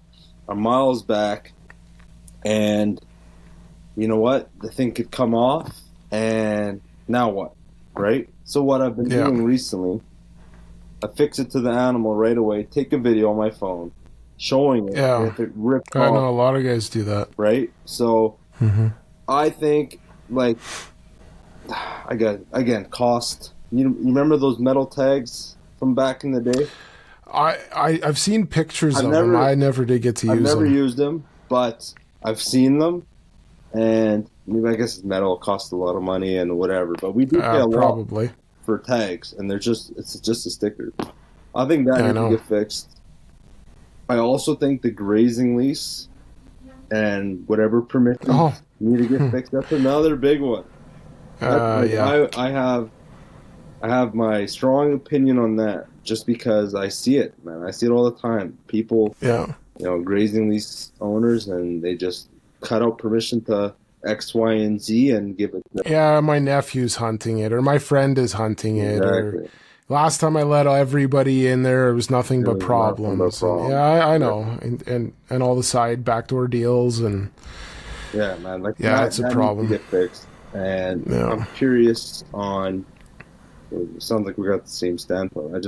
I'm curious on what you think would be the best way to have that settled. Because I think, make it simple. Okay, you have a grazing lease. I think most of them, depending on the wetness of that season or whatever, if there's a fire ban in place, they can refuse you access. You know, they can keep their animals until October 1st. Most places October. Some is end of October. Right. I think it's November 1st or something. November 1st is supposed to be clear. Clear. Yeah. Yeah. But knowing farmers, and I believe you guys are farmers as well now, like, most of the time, October, you know, first couple weeks of October or whatever, their cattle's gone, right? They pull them out of there. I'm not sure, Yeah, see, like it depends on the type of year. If it's not a very good growing year, there's not as much food for the cattle to eat, Yeah, that is true. right? And so they might graze them in that spot longer. Yeah. There's a spot that I like to go to, and it's a full section of grazing lease, and the guy doesn't care. He lets people go hunting there, even though his cows are in there. He'll just tell you where the cows are. Yeah. I bet you if I went there tomorrow, he still has cows in there. Just because that's how he is, right? Yeah. And I know he's not supposed to, but I've never had issues with him, so I'm not causing problems It is there. what it is, right? But I think that a good way to fix it, as an avid bow hunter, I think that if you're not hunting with a firearm, you should have special privileges to go in there without having to face the same, not rules, but like they're always worried if you're running around in there with a gun that you're going to shoot their cows. If you're running around in there with a bow, you should be close enough to know whether or not it's a cow. You know, even with a rifle, you should know that. Yeah. But I think with a bow, you should be able to go in there earlier for sure. But I still don't like the thing where they refuse you access and then you have to, or they never ever answer the phone. Never. Yeah. Right. And that's another problem They know too. what they're doing. Like, come on. Oh, of course they do. Yeah. The one time a year that their phone is disconnected from their service provider. Yeah. It's, Exactly. I know. I don't So, know. yeah. I think this is my take. I think the website needs to be always updated, fresh numbers. All those. Let's say whatever website takes care of that. They have to check in on these guys, make sure their information's always up to date. They also, I think, if they deny access for one, they have to deny for everyone. Sure. That's my take. Just because I've seen the bad end of it, right? Like, hey, my name is Mo. I'm coming to hunt. Oh, I don't know. Like, my buddy Jim's hunting here. Like, I'm like, I know. one other bow hunter? What's gonna happen, right? And they're just like, hey, I know. sorry, or you know what? You get foot access, but my buddies get ATV access. So yeah, I know. One guy will say, "Yeah, please don't drive in there," and then you go in there for a day, and everybody's driving through everywhere, and the gates are left wide open, and then exactly, you're like, "Well, what is the rule? What is the standard?" I know it's frustrating because I understand sorry to cut you off. I understand the ATV thing, right? If you don't want people quadding in there, tearing up, no problem, right? I don't have an issue with that. But I have a problem when it's like, hey, you're not allowed, but my buddy is. Absolutely. What is he on, a hovercraft? Like, because it's not actually private land. Exactly. Right, it's public land that they're leasing. Exactly. And that's where I have a problem with that. And it seems like the government's forgetting that we're conserving wildlife. We're managing. Yeah. Like we're conservationists. That's what we're doing. Yeah. Right? So why does that leaseholder get to, let's say there's a lot of elk in there, right? A lot of deer, let's say a lot of elk, let's say. And you're like, hey, I want to go hunt some elk, and there's so many, they tear up whatever, but my buddies are hunting them. Or, also, a lot of the guys don't even like hunting. I found that they do not like hunters. Yeah. So you could even argue like these guys are just getting the land, denying access to everyone, right? Mm-hmm. Yep. And they're like, it's sorry, I have cattle in there when there's nothing. Could be nothing. Or, I don't know. It's just that needs to get fixed. I think it needs to get fixed. Man, I totally agree. It's been a problem for a long time. And then I heard I can't remember what it's called. There's an app where basically you book time to go into some of these leases. And I don't know where that is in the province. I've never encountered that myself. Southern Alberta. Sounds about right. But people are paying the app, which is paying the leaseholder, which is illegal. And somehow there's a gray area somewhere in there that these guys are getting away with it. And I don't understand how that's allowed, because last I checked, you can't bribe to hunt on private land. So why can you bribe to hunt on leased public land? Exactly. Like, you know what? My dad had a tag, I think it was last year or year before, in southern Alberta. And I don't care. I don't care about that area. Like, I just wanted to get my dad on his first still, right? My dad's got some mobility problems. Bless his soul. Like, I'm here to try to get him on an animal, right? And I'm calling these people, hey, like, your number's on the website. Hey, can I go through the app. What app are you talking about? Well, there you go. That's what I mean. Okay, no problem. We'll try the app, right? Hang up, check the app. I got to pay $20 or whatever it was.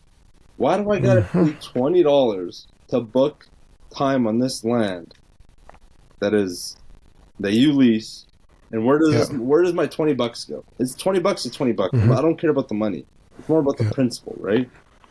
Yeah, and then you get the guys that are frustrated and they go in there anyways, and then the leaseholder gets really upset and they wonder why people are doing that. Yeah, I don't know, man. Like, right? I get that. Trespassers get nothing. Yeah. I don't know. That's why I just love Crown Land. Crown Land's the way to go. You never know what's going to step out. This is true, and I wanted to ask you about that because you love to hunt. I guess elk and whitetails on Crown Land. Yeah, you have a great spot for Crown Land whitetails, and I know that you try to be quiet about your whitetails. But like, you run into big bucks every year. You kill, between you and some of your hunting parties, a good number of the big bucks every year, and every year there's still big bucks. And like, is there a secret to finding a spot like that? Is there some sort of skill involved in maybe just tweaking where you're sitting to catch these deer more often in those spots than other spots? Like what's your approach when you're going into these areas where you know there's big bucks to try and come out with more than one of them? Well, I'd say, so I always like to try new spots. Like I said, I think the part where it's skill but knowledge and whatever all combined, that is deciphering a map. So I can go and look on on iHunter, let's say, or Google Maps, and find an area, and I can just picture, like, okay, let's say you got a chunk of bush over here, you got a river over here, you got, let's say, one. I don't know about you, bucks don't like black spruce. Okay. I don't know. So I would look at the map, go through the layers. Usually layers is 2020, some are 2022, 24, some are updated. And I would just go look at, what type of trees it looks like. Okay, you got coniferous, you got whatever. Yeah. Okay, that looks like big buck bush. All right. How far is it from any road? Okay, it's close to some roads, but, we've got some cut lines going through there. Some are grown in, some are not. And you know what? I just try to picture, if I'm a deer, I want everything accessible. Right? I want to know where there's does. I want to know where I can sleep. I want to know where I'm going to be safe. If I want to grab a drink, right? If I want to escape from hunters, like, you know what I mean? And yeah, I'll just look at a map and then pick spots from there. Also, I learn a lot from you guys, especially, and DJB Outdoors, just watching you guys' videos. And you know what? Yeah. And just looking for licking branches. I think licking branches are really, really big thing. Going in December, after the rut, right? After all the tracks have been beat down, you know what I mean? The trails have been beat fresh. Because a lot of places, me and my buddy argue this. Some places, I'll have bucks year round in September or August, July, whatever, and they're there in November. A lot of places, that's not the case, right? So, if they're there in September, they're not there in November. Exactly. So yeah, I'm always checking after December. Let's say, after November, there's a snowfall. Let's say last snowfall, November 20th, right? Let's say if I have 2 weeks of no snow, okay, I have snowfall coming December 10th, okay? I'd be like, okay, December 8, 9, I got to go there. All those trails have been beat down. Rubs have been accumulated. Licking branches have been hit. And I just go there and scout and put up cameras. Yeah. I do that. And you know what? It's a lot of time, a lot of effort, as everyone knows. You got to know you got to have a decent spot, right? Like, you can put me in a high hunted area and I'd be like, hey, there's probably a big deer here. And let's just go set up some cameras. At the end of the day, there's big bucks everywhere, right? Absolutely. There big is bucks everywhere. And you see a lot of people who drive around, shoot big bucks. Like, everyone's got their own way to hunt, and some people agree, some people don't. Great, but for me, I just stay away from where people go. Right, that's the big thing. Let's say if I go up north and I'm in some thick country, and you just see all these people driving around, and there's this one nice cut line that goes for a kilometer or so, and looks like it goes into some untouched bush, and why not go check there, right? Go hit that cut line and walk and look for tracks and look for trails and maybe find a rub line, scrape line, maybe find a big licking branch, set up some cameras, and then you wait and see what comes by. That's usually what I do. So. Okay. So then, because you've sent me some pictures here and there of some of the bucks that you get in your area, and sometimes early in the velvet stage. So like, how early in the season for you does that scouting start? I like starting in June, July, just because some areas that I found, if I put cameras earlier, and let's say if I have bucks, it's weird. I have a chart on my computer, and I just say, okay, mature buck, this time of year, this time of day. I'm, accumulating all this stuff from friends, family, and stuff like that, and putting it all into like a little Excel and trying to, I don't know. I like doing my own studies.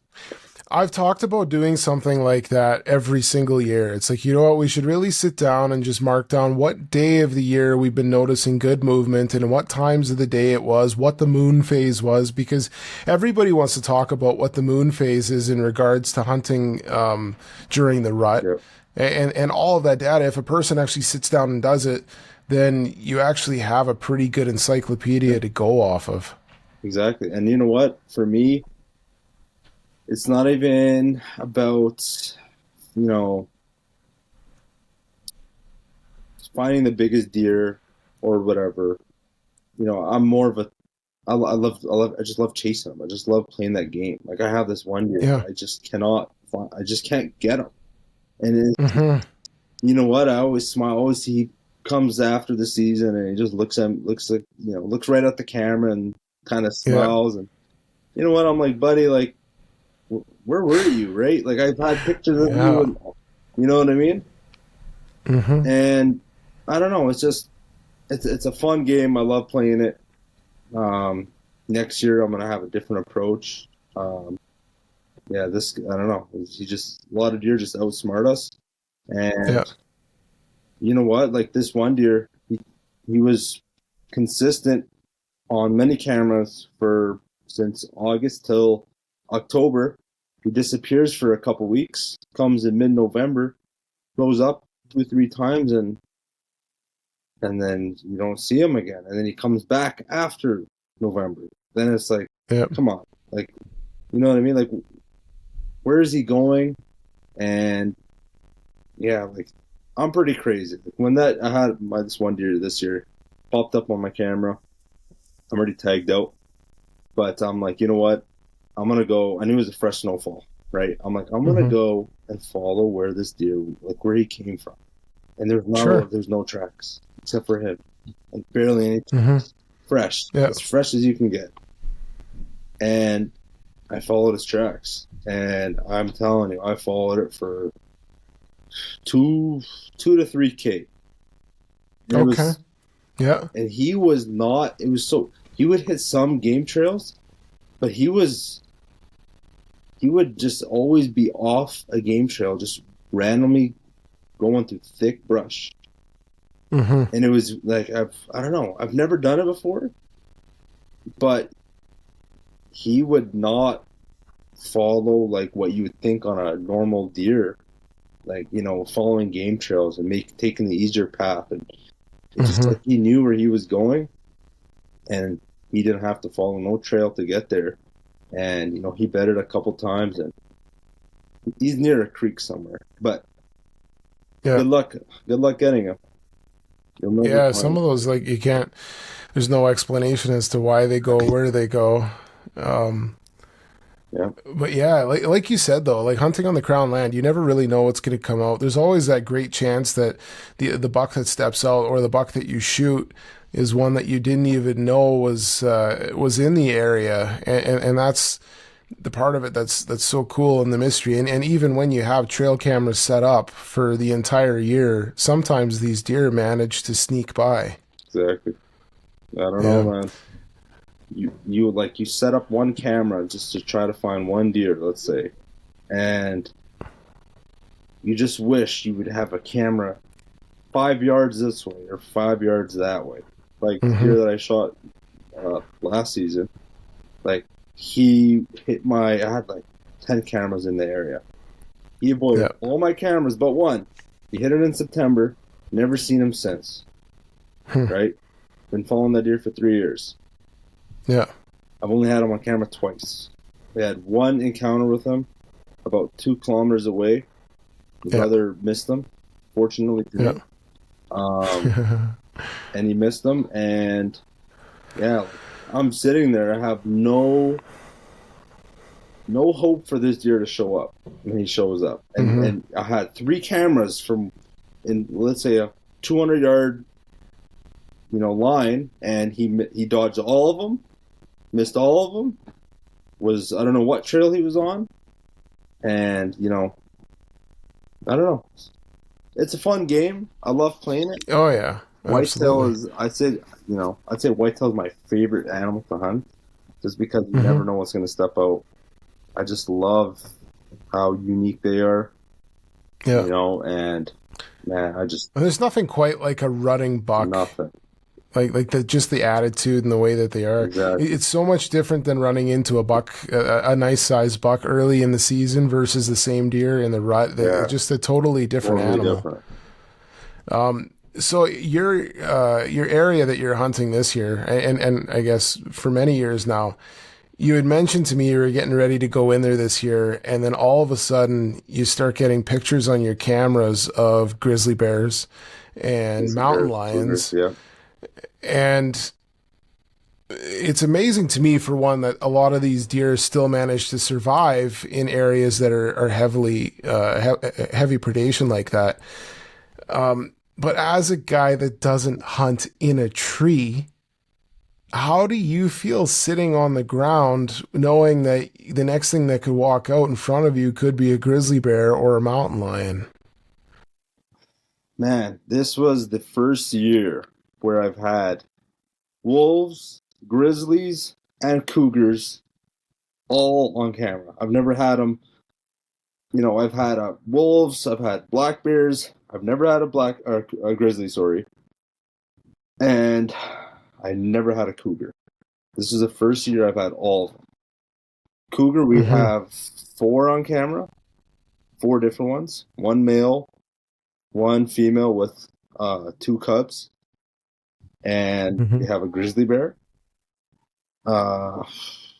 younger one. Yeah, gotta have a mom somewhere. Gotta have a dad of somewhere, course. Right? Yeah. And wolves, a lot of wolves. And yeah, like you said, like your question, like sitting on the ground. You know what, man? My brother had an encounter this year. He's still kind of shook up about it.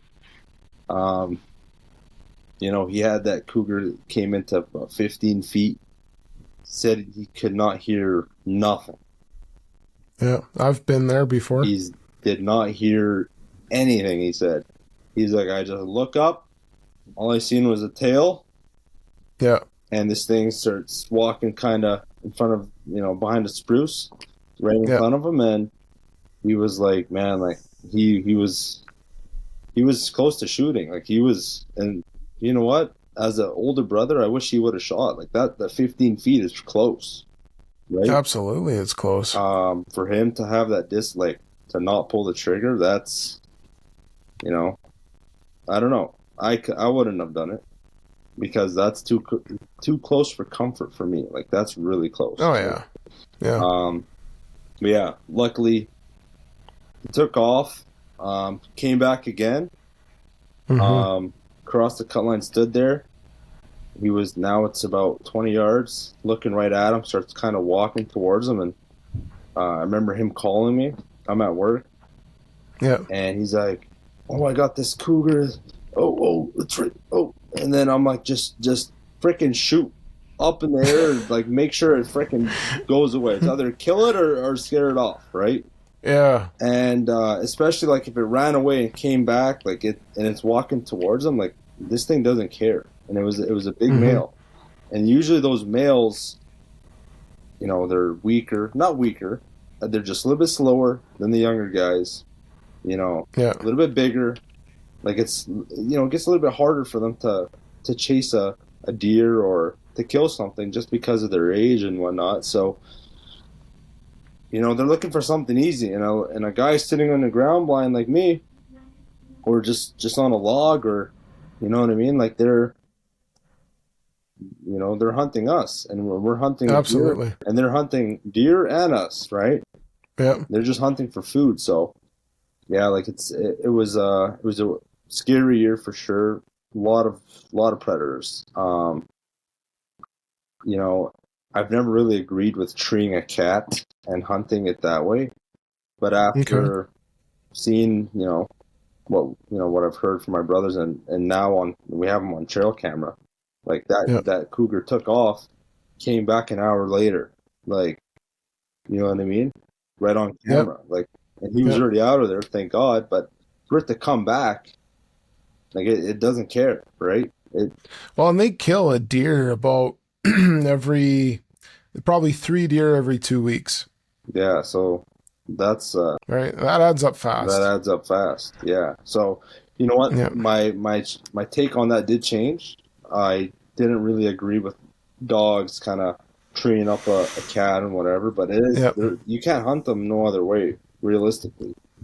Pretty much, no. Yeah, you'll maybe I've 1 to 5 in a lifetime, right? In person, right? So I've been on cat hunts. I've killed a cat using dogs. Nice. Yeah.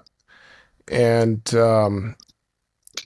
outside of hunting them with dogs, which isn't easy, by the way, it's actually a very difficult hunt. There's a lot of skill involved there with the hounds and the houndsmen. For sure.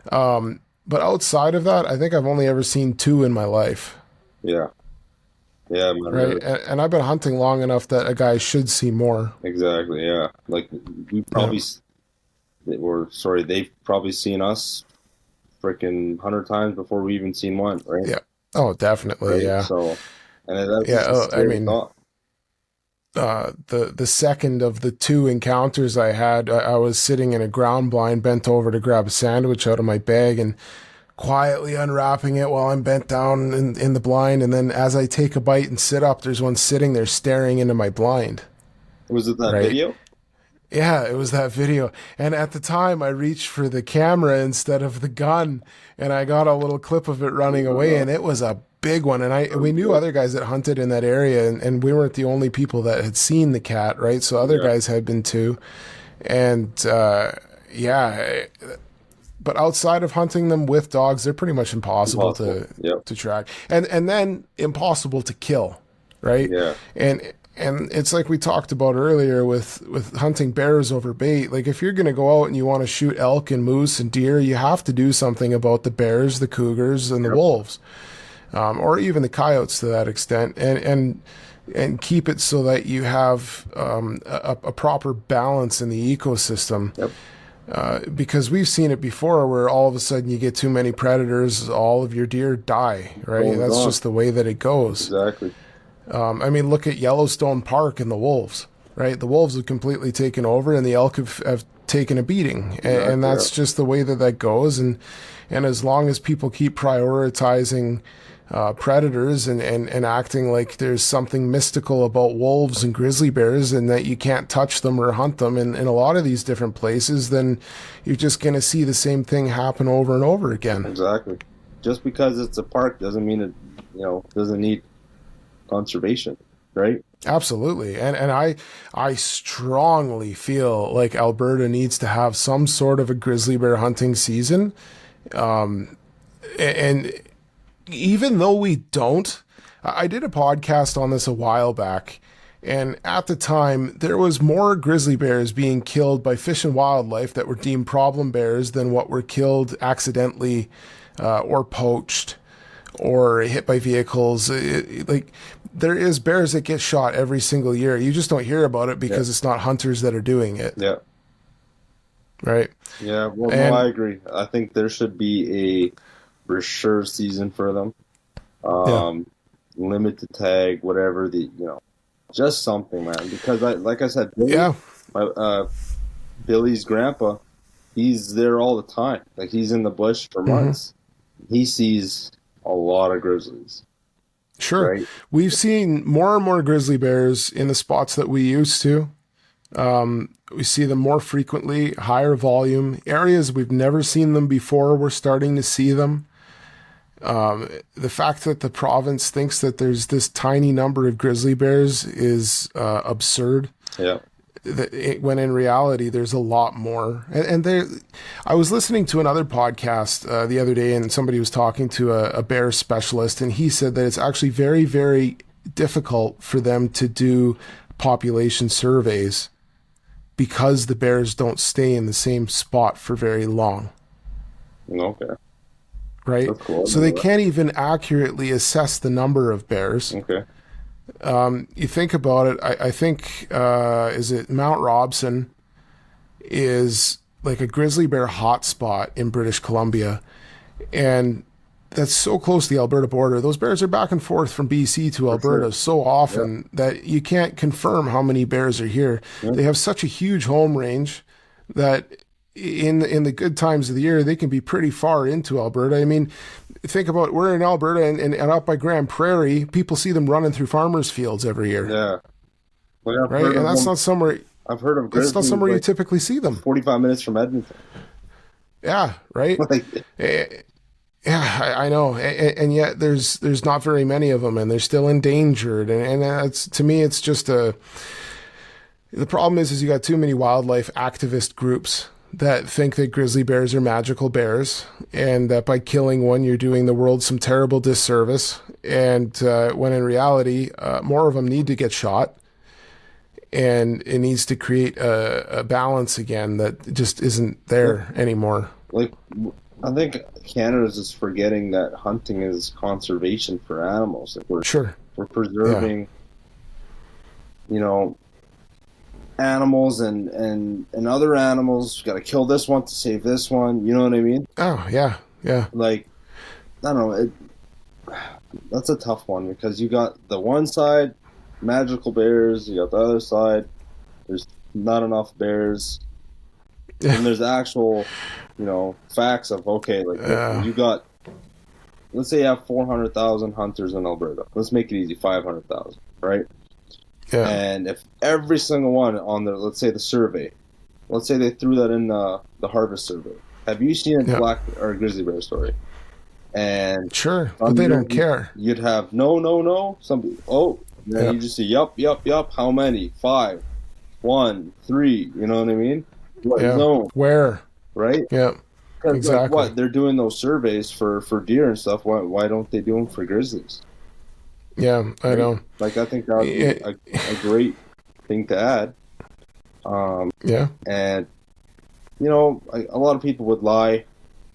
A lot of that's another thing. But at the end of the day, you'll still see that growth, and it's not gonna. unless. Well, I mean, the other part of it too is like a grizzly bear is one of those animals because indigenous hunters can still shoot them, and they have to register them once they're shot, right? So Really? there is some sort of a paper trail. Indigenous does. Indigenous Yep. people, they're allowed to hunt them and then they Yeah. have to register them. Yes. Okay. Yeah. First Nations hunters are allowed to shoot grizzly bears, and they have to harvest the meat as well as the hide. And so that happens. I can't imagine that it's very often, but like they still have to register it, right? It's like sheep. You can't shoot a sheep unless you get it registered legally, and A cougar as so well. then cougars have to be registered. And then when you're hunting them with dogs, there's a quota system. So if you exceed the quota, that zone's shut down. Which another thing I heard this year that the quotas were as low as they've ever been. I don't know. Maybe. Right, and you're seeing more, seeing and more. other people are seeing more. I feel like if you would have had it set up so that, say, the northern, or say there's a grizzly bear tag for the 300s, a grizzly bear tag for the 400s, or a couple for those areas, you know what I mean? Instead of having it like specific zone, like encompass quite a few zones, why not have it so that it's something where it's a once in a lifetime tag, you know? Yeah. There's so many different options that I feel like they're not taking advantage of, but at the end of the day, something has to be done, because this thing where like 30 guys got chosen to be on a list to come and dispatch problem bears, and nobody's heard of a single person that's done it. Right? And I don't know if it's because they're not allowed to talk about it or because it's not actually happening, but I can promise you that there is still grizzly bears getting shot because they're problem bears. Yep. And you know what? A lot of people have, they got the trigger discipline. Or listen, if I see a grizzly bear and if it starts charging me, like, good luck. Yeah. Personal to you for, having the, just the take it. You need a lot in you for you to not shoot unless it's, let's say 10, 20 feet away, right? Yeah, running at you. Yeah, like that. Yeah. I don't know, man. I didn't want to think about it. If I see a grizzly and you got to remember, grizzlies are really territorial, right? Oh, very. Oh, very. Yeah. So if they just see like little old, Joe walking around in the bush and they're hungry and you're in my area, you know what I mean? And you're just too close to my cubs or whatever, and you get kind of bluff charge, you shoot one, wildlife comes out, they see whatever, and then they deem it, oh, well, you could have waited, you were 50 yards away or 20 yards, or, it's such a gray area. And I just think that all animals need to be, conserved and managed. And yeah. Well, and unfortunately, too, in Alberta at least, and I'm sure there's other places too, if you shoot a grizzly bear in self-defense, the bear seemingly has more rights than you do. Yeah. And right? You know what? And I don't understand that, just because on the sole fact, like, it's like they're putting an animal over a human's life. Absolutely. Right? Yeah. And it used to be like this. Human up here, animals up here. Now it's like, it's swapping. Yep. For some odd reason. Yep. Right? I know. You always hear these stories. I think there was a bunch in BC. That kid, I think he was elk hunting with his friend. They had a little snippet of him, doing the tourniquet or whatever. Yeah. Can't remember what it's called, on his arm, or you know what I mean? And you just see this is happening all the time. I know Swan Hill. More and more. Swan Hills is a big problem area. It's been like that. Oh, there's the young fella there that shot one up by Grand Prairie this year. Yeah, and then I think someone else shot one with a bow and arrow. Yeah, that was the one. That was the one, hey? Yep. Like, man, it happens too often, and they just need to be looked at and hunted, honestly. Yeah. Because listen, you kind of you hear what people are saying and whatever, but once you start seeing it in your area, on your Mhm. cameras and in person, like, hey, I'm seeing this, I'm seeing that, never seen this before. I've been here for, I've been hunting this area for 15 years, let's say, and Yeah. I've never seen a print or bear scat from a grizzly, or anything. And you just start seeing them now, whether there's like multiple, Yeah. kind of scary. Not scary because Man, I had a spot where we were hunting whitetails and we were starting to have more and more grizzly bear encounters to the point where I was like, it's November. I don't want to hunt here for deer if I think I'm going to get the chance of an encounter with a grizzly bear because it's not cool, yeah. And We I got know lots of families guys, come they back. just don't care, but a grizzly bear is a grizzly bear, and I take my odds on the grizzly bear more often than not. Exactly. And if you shoot one, But, then you probably should have waited because you're gonna get fined now because it was only yeah. 30 feet, not 5. Yeah, So, well, I heard a story a couple of years ago where some guys out by Grand Cache shot a grizzly bear out of, they said it was out of self-defense, and then when Fish and Wildlife went to investigate it, it was like 200 yards across the river right behind the shoulder. yeah, so stuff like that for sure. Yeah, I know. But So, I don't know. It's such a gray area, man. But absolutely. I think tags for sure. Fix the tag system. Fix the Yeah. grazing leases problem. Sure. Yeah. That one. That one's touchy to me, man. Just because it happens to me so much. Like, hey, Yep. sorry, buddy. I got too many people. Like, what's too many people, right? Yeah, I know. You know what I mean? And then you call or what do they call them? The land officer or whatever. And then they're like, hey, well, I'm out of town or can't answer, and they barely answer, Yeah. and then they tell you, Yeah. hey, go deal with this guy. It's not me. You call or email them, you get no reply. Like, it's just a big circle. They're just gonna chase your Oh, tail. absolutely. You're never gonna catch it. So Yeah, man. it's tough. So any more big plans coming up here for you guys at Clutch Outdoors? Yes, sir. We have new products on the way. That's exciting. Yeah, I don't know if we should say it on here, but Oh, that's fine. yeah, we got a lot. We just want to make products that make hunting more enjoyable. Yeah. Brings, stuff that brings your meat home cleaner. Anything that we could do for that. Yep. Some people's older gentlemen saying, hey, like, it's kind of tough to make a bag, like to get the quarter in the bag. When you have, something that zips up or I thought about that too. Zippers are really, like, man, you need some quality stuff to have a zipper that's not going to rip on you, right? Yeah. But yeah, like I said, Billy's good with innovating, and so am I. And we're working on stuff like that, and hopefully in the new year we'll have a bunch of stuff coming out, and we'll keep growing along with you guys. Yeah, that's exciting, man. You guys going to be at the Edmonton Boat and Sportsman Show again? Yeah, we'll see. We got I think Billy's got a wedding, so Oh yeah. yeah, we'll see what happens with that. We'll see what happens, but hopefully, yeah. It was a great turnout last year. We met you guys. Yeah. We met, all of our supporters online, a bunch of people.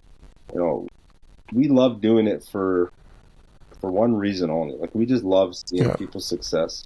Like, I honestly, whenever I see people send me photos, like, hey, don't post these, but look at this. Like, look what I shot. Yeah, Right? yeah. That's awesome, man. I love that, right? We get so many photos like that, like, and just to see people's success and they're great comments on, hey, your guys' stuff works awesome. Yeah, it well, really it is. It's fantastic. And we're glad that we can bring something for, everyone, for them to all enjoy. You can gift it to family members. You can share it, right? You can reuse it, wash it, and we stick behind our product. Like, if anyone had a little issue or we'll take care of you. So, and that's what No, we really absolutely. want. Like, it's not about the money. It's not about, anything other than customer satisfaction. And we just want to bring something to Canadians Yep. that, they would love and support and put to use.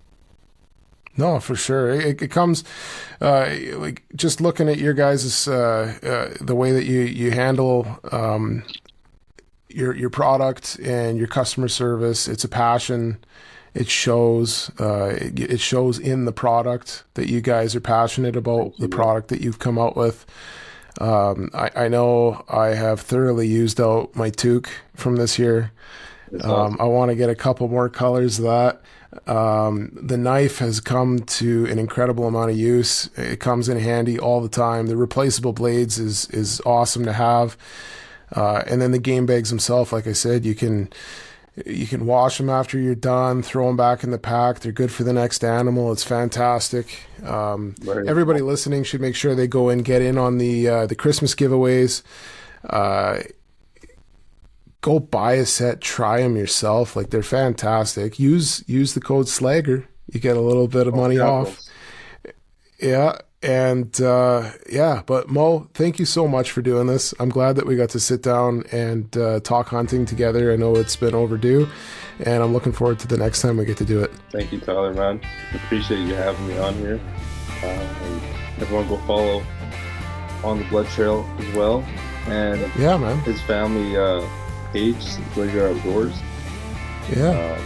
Hopefully we get some hunts together, and next time we're on here, we got some giant freaking animals to show off and some good stories to tell. I like the sound of that. One of these days I'm going to tag along with you and we'll capture one of your animals on camera. Awesome, man. Thank you so much. Okay, right on. Yeah, take care. Thanks for listening, everybody. Good luck. On the Blood Trail has been brought to you by Man Mountain Company. Experience peak flavor and use code BLOODTRAIL to save on your next order over at manmountainco.com.